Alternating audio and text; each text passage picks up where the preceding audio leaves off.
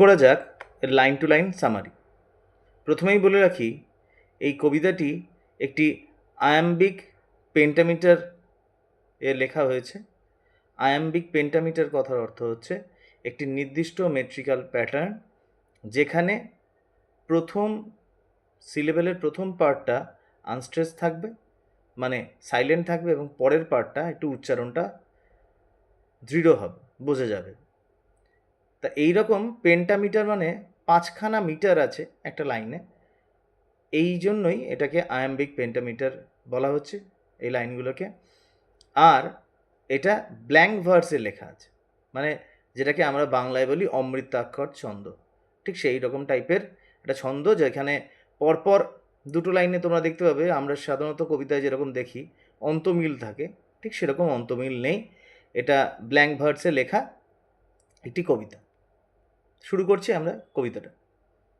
It little profits that an idle king by this still hearth among these barren crags, matched with an aged wife, I mate and dole unequal laws unto a savage race that hoard and sleep and feed and know not me.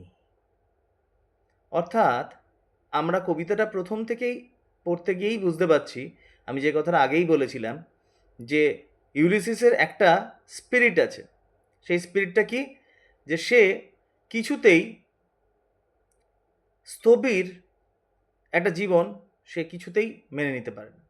সে একজন warrior, সে একজন যোদ্ধা। আমি আগেই বলেছি যে Trojan ওয়ারের একজন বড় যোদ্ধা ছিল এবং নাম করা যোদ্ধা ছিল। তা সেই রকম যোদ্ধা দীর্ঘদিন যুদ্ধ করে প্রায় 10 বছর লেগেছে তার নানা রকম জায়গা থেকে ঘুরে ঘুরে ঘুরে ঘুরে আসতে নিজের বাড়িতে। তা তা এত বছর ঘুরে ফিরে আসার পর সে যখন বাড়িতে বসে আছে এবং এই রকম একটা রকি স্টোনি আইল্যান্ডে, তখন তার ভীষণ বিরক্ত লাগছে। সে বিরক্তির চোটে বলছে যে এই রকমভাবে জীবনের কি মানে আছে, এর কোনো মূল্যই নেই, এই জীবন পুরো মূল্যহীন। এই রকম ব্যারেন ক্র্যাগস, মানে এই রকম আমরা যেটাকে বলি ঊষর ভূমিরূপ, পাথুরে ভূমিরূপ, এখানে বেঁচে থাকা। এবং এখানে এসছি কার সঙ্গে থাকছি, সে কিছুতেই মেনে নিতে পারছে না যে 20 বছর আগে সে যুদ্ধ করতে গেছিল, সে 20 বছর পর সে ভেবেছে এখনও তার ওয়াইফের বয়স একই রকম রয়ে গেছে, এবং তার ওয়াইফের যখন বয়স হয়ে গেছে, তার ওয়াইফের নাম পেনেলোপ, তার যখন বয়স হয়ে গেছে সেই রকম একটা ওয়াইফকে সে আর মেনে নিতে পারছে না। এবং এখানে একটা ইউথফুলনেস যে ইউলিসিসের আছে, সেটা যে হারিয়ে যাচ্ছে, এই যে লস অফ ইউথ, এটা কিছুতেই যেন ইউলিসিস অ্যাকসেপ্ট করে নিতে পারছে না, কারণ তার মধ্যে এখনও লড়ার সেই স্পৃহা আছে। তো সেই জন্য সে চাইছে তার স্ত্রী, তার সঙ্গীও যেন একই রকম ইউথফুল থাকুক, কিন্তু সে এজেড ওয়াইফ, সে মেনে নিতে পারছে না তাকে। বলছে আই মেট অ্যান্ড ডোল, মানে আমি একসময় লড়ে বেরিয়েছি, ছুটে বেরিয়েছি, নানা রকম এক্সপিরিয়েন্স করে বেরিয়েছি, আনইকুয়াল লজ আনটু এ স্যাভেজ রেস, কিন্তু এখন আমি এখানে এসে একটা স্যাভেজ রেস, যে রেসটা সিভিলাইজড না, সেই রকম একটা রেস, সেরকম একটা জাতি, তাদের নিয়ে এখন আমায় চলতে হচ্ছে, যেটা ভীষণ বিরক্তিকর তার কাছে। That hoard and sleep. এবার এরা তো সে আমরা ছোটোবেলায় যেটা পড়েছিলাম, একটা গল্প ছিল আমাদের, সেই গল্পে একটা পেয়েছিলাম আমরা, একটা ক্যারেক্টার ছিল, সেই ক্যারেক্টারটা 20 বছর পর তার নিজের দেশে ফিরে গেছে, আবার 20 বা 50 বছর পর ফিরে যাওয়ার পর সে দেখছে সেখানকার লোকজন আর কেউ সেরকম নেই, তারা কেউই আর তাকে চিনতে পারছে না।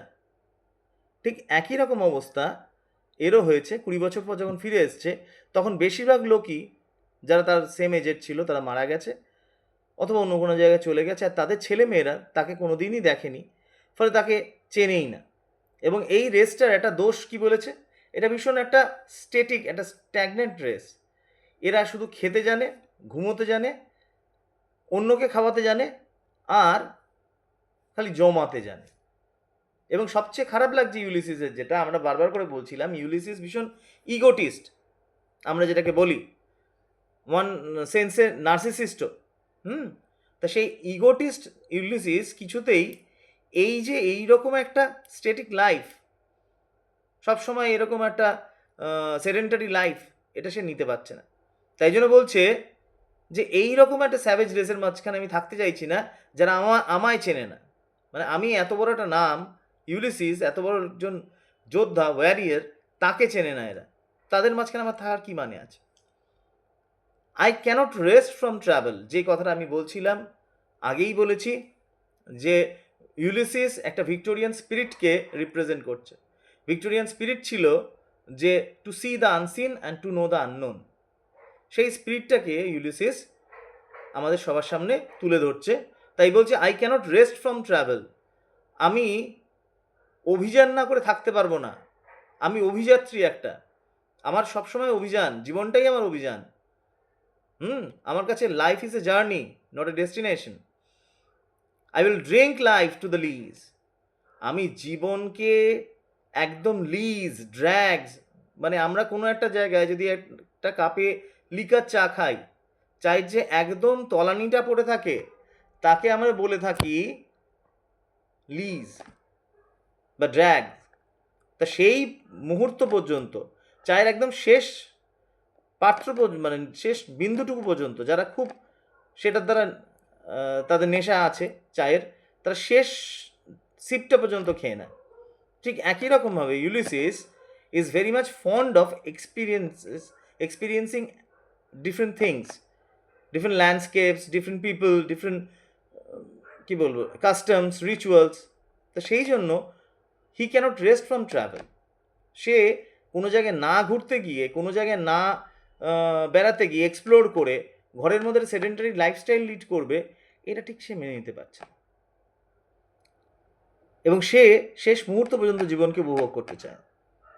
All Times I have enjoyed greatly, have suffered greatly. এবার আমরা খুব ভালোই জানি যে নো পেইন নো গেইন।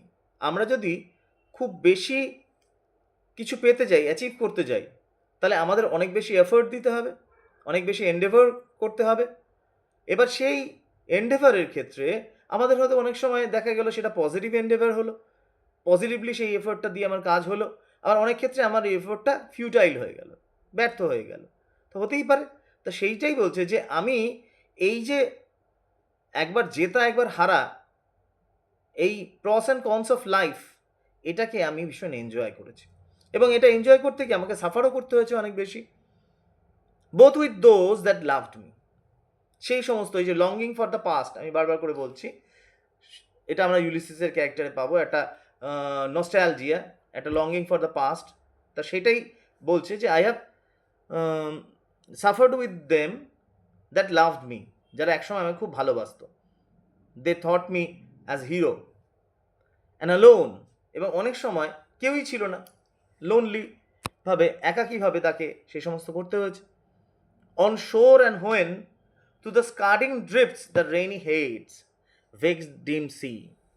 এইটা এক ধরনের বলা যেতে পারে একটা রিচুয়ালস টাইপের, একটা কাস্টমস টাইপের, বা একটা ওদের বিলিফ টাইপের। তা এরা মনে করতো, এনশিয়েন্ট গ্রিকরা, যে যখন এই রেইনি হেডসটা হচ্ছে একটা কনস্টেলেশন স্টার্স।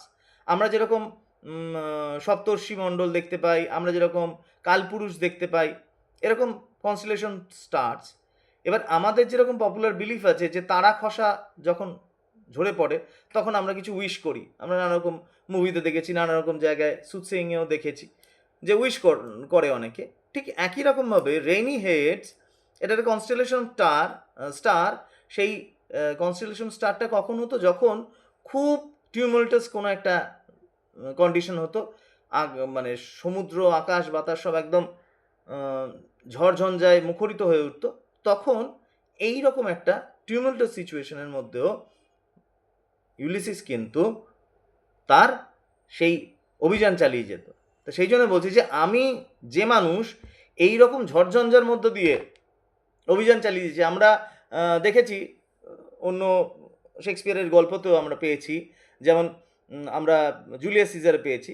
জুলিয়াস সিজার বলছে একটা জায়গায় যে জুলিয়াস সিজারের একসময় ইচ্ছা হলো, সে এতই সাহসী লোক ছিল, তার ইচ্ছা হলো যে যখন টাইবার বলে একটা নদী আছে ইটালিতে, রোমে, তো সেই নদীর মধ্যে বন্যা এসছে একবার, তা জুলিয়াস সিজার এবং জুলিয়াস সিজারের বন্ধু কেসিয়াস, তারা দুজন ওই নদীর ধারে দাঁড়িয়ে আছে, তখন বন্যা আসছে আসছে, ঠিক সেই সময় জুলিয়াস সিজার হঠাৎ করে খেয়াল হলো যে চলো আমরা এই বন্যার মধ্যে আমরা একটু ঝাঁপ দিয়ে দিই নদীর মধ্যে, দিয়ে কে আগে নদীর এপার ওপার করতে পারবো এই বন্যার মধ্যে।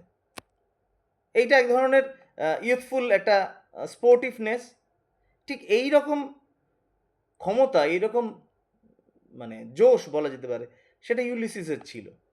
তা সেই রকম একটা লোক, এরকম একটা সেডেন্টারি লাইফস্টাইল, সেটা সে নিতে পারছে না, তাই বলছে বারবার করে। ভেক্স ডিম সি, মানে ডিম সি যেটা, সেই সিটাকে ভেক্সড করতো, মানে অ্যানয়েড করতো। কে? ওই রকম ঝড়ঝঞ্ঝা হলে আমরা জানি সমুদ্র উত্তাল হয়, ঠিক সেরকম হতো। I am become a name, এইখানেই বলছি বারবার করে যে আবার সেই ইগোটিজমটা আমরা দেখতে পাচ্ছি ইউলিসিসের ক্যারেক্টারের মধ্যে। বলছে I am become a name, মানে আমি একটা নাম হয়ে গেছিলাম। কোনো একটা মানুষ একটা নাম হতে গেলে তাকে অনেক অ্যাচিভমেন্ট করতে হয়। আমরা যে কোনো মানুষকে নামে চিনি না। আমরা বিখ্যাত যে সমস্ত মানুষদের দেখি নানা রকম ক্ষেত্রে, যেমন রবীন্দ্রনাথ ঠাকুরকে আমরা তার নামে চিনি। কেন? He has become a name. Rabindranath Thakur বলতে আমরা একজনকেই বুঝি, প্রচুর মানুষের নাম রবীন্দ্রনাথ ঠাকুর হতে পারে, কিন্তু রবীন্দ্রনাথ বলতে আমরা একজনকেই বুঝি, তার কৃষ্টির জন্য, তার সৃষ্টির জন্য, তার লেখার জন্য। ঠিক লেখার মধ্যে দিয়ে তিনি যেন অমর হয়ে আছেন, ঠিক একই রকমভাবে ইউলিসিস বলছে I have become a name, আমি যেন একটা নাম হয়ে গেছি, নিজের নামে আমার পরিচিতি তৈরি হয়ে গেছে। For always roaming with a hungry heart, এই কথাটাই, এই স্পিরিটটাই বারবার করে রিভিল্ড হচ্ছে নানা রকম লাইনের মধ্যে। টেনিসন যেটা বোঝানোর চেষ্টা করছেন যে এই Victorian spirit always running with a hungry heart, সবসময় মনের মধ্যে ক্ষুধার্ত একটা বুভুক্ষু হৃদয় নিয়ে ঘুরে বেড়ানো। To see the unseen and to know the unknown, যেটা eternal quest or eternal longing for seeing the unseen and knowing the unknown, যেটা রবীন্দ্রনাথও তার বিভিন্ন কবিতায় বলেছেন। ঠিক সেই রকম একটা নেম হয়ে গেছি আমি। For always roaming with a hungry heart, much have I seen, বলছি আমি অনেক কিছু দেখেছি। এবার যখন একটা মানুষ নানা রকম জায়গায় যাবে, নানা রকম জিনিস ঘুরবে, আমরা ওথেলোর ক্ষেত্রে দেখেছি, ওথেলো এসে সেই সমস্ত গল্পগুলো ডেসডেমোনাকে জানাতো এবং ডেসডেমোনা সেই সমস্ত গল্পগুলো রূপকথার মতো লাগতো তার কাছে, সেই সমস্ত শুনে শুনে ওথেলোর দ্বারা ইমপ্রেসড হয়ে গেছিল, সেটা দেখেছি আমরা। ঠিক একই রকমভাবে ইউলিসিস বলছেন যে আমি প্রচুর দেখেছি, প্রচুর ঘুরেছি, এবং ঘোরার ফলে আমি কি দেখেছি জানো?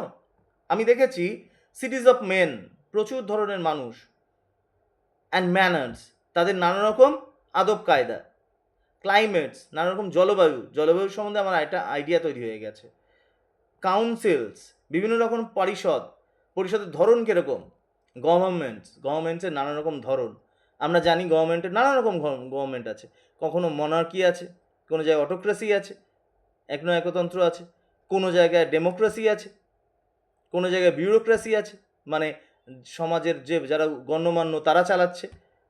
তা এই রকম নানা রকম গভর্নমেন্টও আমি দেখেছি, মাইসেলফ নট লিস্ট। কিন্তু এই এত লোককে দেখেছি, আমি কিন্তু কারোর থেকে কম নই, আমি কিন্তু কারোর থেকে ছোট নই। তার মধ্যে এখানে আমরা দেখছি যে ওর যে একটা মেগালোম্যানিয়া টাইপের আছে ইউলিসিসের, যে নিজেকে অন্যদের তুলনায় একটু বড় করা, বা নিজে একটা বিশাল বড় একটা কেউ এটা এরকম টাইপের একটা ভাবার একটা প্রবণতা আছে, যেটা আমরা দেখছি বারবার করে। But honoured of them all, এবং সবাই আমাকে সম্মান করেছে, মানে আমি এমন একটা ব্যক্তিত্ব, আমি এমন একজন বড় মানুষ যে সবাই আমাকে সম্মান করেছে। And drunk delight of battle with my peers, এবং যুদ্ধের যে আনন্দ সেটা আমার পিয়ার্সম্যান, মানে আমার বন্ধুবান্ধব, আমার যারা কলিগস ছিল তাদের সঙ্গে আমি খুব আনন্দ করে সেটা উপভোগ করেছি। যুদ্ধকে উপভোগ করতে পারে একমাত্র বীরেরাই। তার মানে সে যে খুব বীর ছিল সেটা বারবার করে বোঝা যাচ্ছে। Far on the ringing plains of windy Troy, আমি বারবার করে বলেছিলাম যে ট্রয়ের যুদ্ধের কথা, তা এইখানে সেই ট্রয়ের যুদ্ধের উল্লেখ তিনি আবার করছেন, দিয়ে বলছেন যে রিঙ্গিং যে হয় যুদ্ধের সময় যে নানা রকম তুরি ভেরি বাদ্য ইত্যাদি বাজে, তা সেই সমস্ত বাদ্য যেখানে বাজছিল, রণঝঙ্কার হচ্ছিল, যেখানে ক্ল্যাশ অফ সোর্স হচ্ছিল, সেই সমস্ত জায়গায় আমি প্রচণ্ড পরিমাণ লড়েছি এবং সেখানে আমার নিজের নাম আমি প্রতিষ্ঠিত করে এসেছি। সেই মানুষ আমি। I M A part of all that I have মেট। আমি যা যা জায়গায় গেছি, যেখানে যেখানে আমি পৌঁছেছি, প্রত্যেকটা জিনিসের আমি একটা অংশ হয়ে দাঁড়িয়েছি। Yet,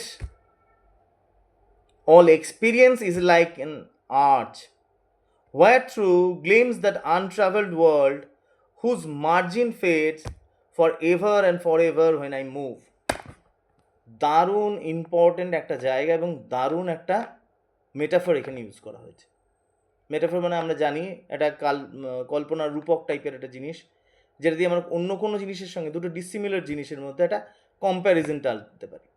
তাই এইখানে নলেজকে একটা আর্চের সঙ্গে তুলনা করেছে। আমরা জানি সাধারণত টানেলের ভেতর দিয়ে যখন আমরা যাই, টানেলের মধ্য দিয়ে আমরা নানা রকম জায়গায় যখন যাচ্ছি, কাশ্মীরে যেতে গেলে আমাদের অটল টানেল, বা বিভিন্ন জায়গায় যেতে গেলে আমাদের বড়